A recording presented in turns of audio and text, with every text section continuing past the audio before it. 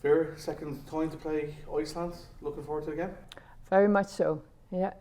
I think we have to set something right here. The result at the end is not a bad result. 3-2. They're ranked in between Denmark and Belgium, just to put it into perspective for the people at home. So if you look at our game against Denmark and against Belgium and you compare that with this game, then we're very disappointed because we started not good. And that has all to do with all different backgrounds, players whose league was stopped early, the Iceland players are all still in league, players that were overloaded on one side of the globe and then having to travel, but those are no excuses, because if you get to a situation, you have to plan to be at your best in the national team. And planning at your best, that is something that we've spoken about. What is it? What is it actually that happens to you, inside of you, you're not conscious of it when things like that happen and you have such an imbalance, and how that shows on the pitch, the consequence of it. And we've spoken about what to do against it. So we really addressed what happened in the first games. In that sense, it helps us to make a step forward, but the result is there. In the second half, we had many chances. Over the whole game, we counted 12 chances. We coded 12 chances and 6 opportunities, whereas Iceland had only, believe it or not, 6 real chances. And that shows the fact that we're so disappointed about that first half, and so disappointed that because of that we lost the game. It shows also that we're still growing, and that sounds strange. But if you compare it with the Denmark and Belgium game, where we looked in control, we hardly created chances. So in that sense, the wind was a very difficult factor, but that can happen also against Sweden or Finland or Slovakia or Georgia. And you need to deal with that, and you have to be smart. So those things we've all spoken about, and I think it helps us to be better prepared. In a funny way, just as you've alluded to there, over the past year, from the Germany game up to now, you can see the improvement in the performances in each of the games. And there's certain factors that have kind of maybe gone against us that we haven't won the games. But as you say, you can see the performances individually and collectively improving. Yeah, definitely. Young players are knocking on the door, which is also very good. And yeah, you're right. We need to see the development, and that is why we chose for this game. We know that we've lost the last games, but it was twice against Germany, Denmark, Belgium, Iceland. They're all ranked far above us.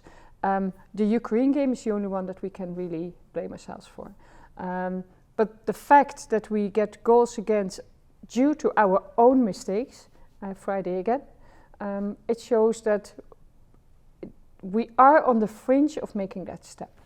And I'm very happy again that we've chosen this game. We could have chosen for a game in which we would win, but that would not teach us what we've now... Because some people might say that would it help the confidence of the players by, playing an opponent that you would be just to get that winning feeling again.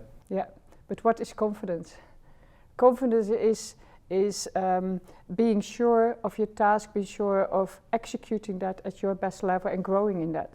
You will not get that against lesser opponents. Yeah, your feeling will be, wow, we're doing so well. But then if you face Finland and Sweden later, Slovakia, Georgia, that is the measure point. So we do appreciate that people think like it is 6 games in a row that we've lost, but we for ourselves, we see the grow every single game, like you say. People in the country see it also, and of course everybody wants a win. Everybody wants now the result, and we're going for that. The thing is only in the back of our minds is we need to qualify, and we have only a few moments. Again, I want to highlight FIFA's taken 3 slots out over the years, which means 6 games for the countries that are just under the level. The best countries will have their tournaments. They will get their games. So UEFA really need to think of how to deal with that, because you want to close those gaps, right? And the only way to do that is playing international games. You mentioned there the young players knocking on the door. Part of friendly games does give you the opportunity to experiment or look at new players and players in different positions as well. That must be one of those pleasing aspects of the last 3 games now going into the 4th game.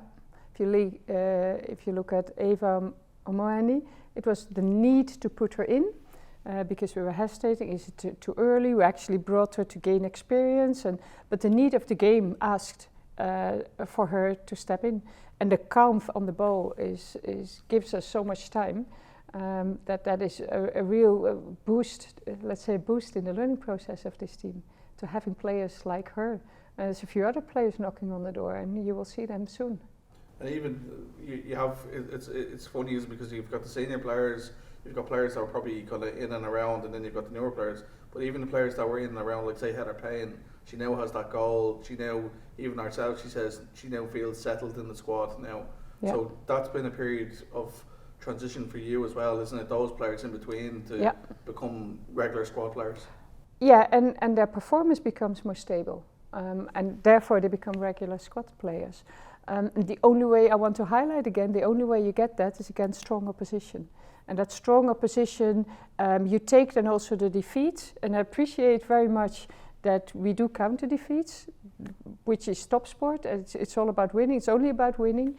But at this stage for us it's the most important thing that things like this happen, that the core players grow under the pressure, that the new players come in under the pressure, so that when the time is there that we have to perform, that the players are used to it and ready for it. Another part of the squad, the makeup, certainly over the last year, has been the introduction of Women's National League players.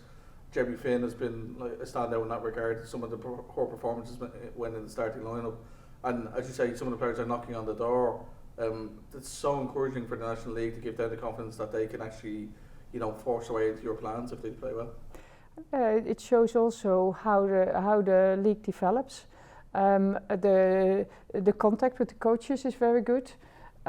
We discuss things with each other, and of course, because of COVID, that was on a minimal base, and I only want to improve it. Maybe people have seen that I'm visiting the clubs when I'm in the country, and I put that all in those few days. Luckily, I can come in earlier now, with COVID getting a bit loosened up, and I hope in the future we can do that more and more often. But other than that, we also have phone and video call, and we see all the games. So I'm quite happy the way things develop. But I want to highlight we need next to the training sessions, 2 or 3 training sessions in a week, the players have to train with boys to get this momentum going and to lift also the level of the Women's National League, of course. You mentioned the consultation with the coaches with that, so that's something that you want to work with them going forward with regard to that training sessions? Yeah, but it is outside their training days, so it's not on their training days. It is when they do not train at the club. The likes of, let's say, Katie McCabe, she's training 6 times a week under the highest pressure.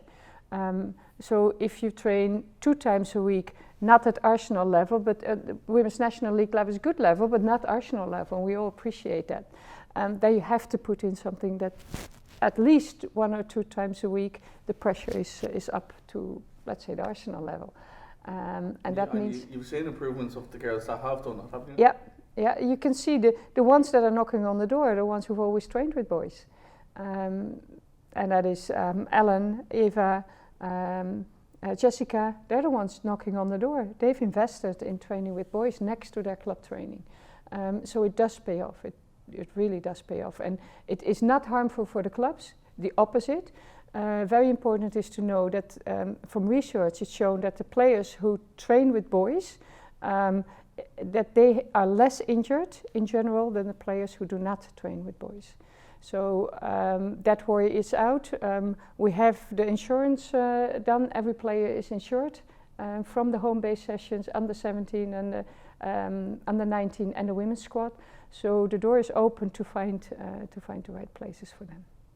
At the end of when we finish up this camp, what would you like to have achieved by the end of the last game now?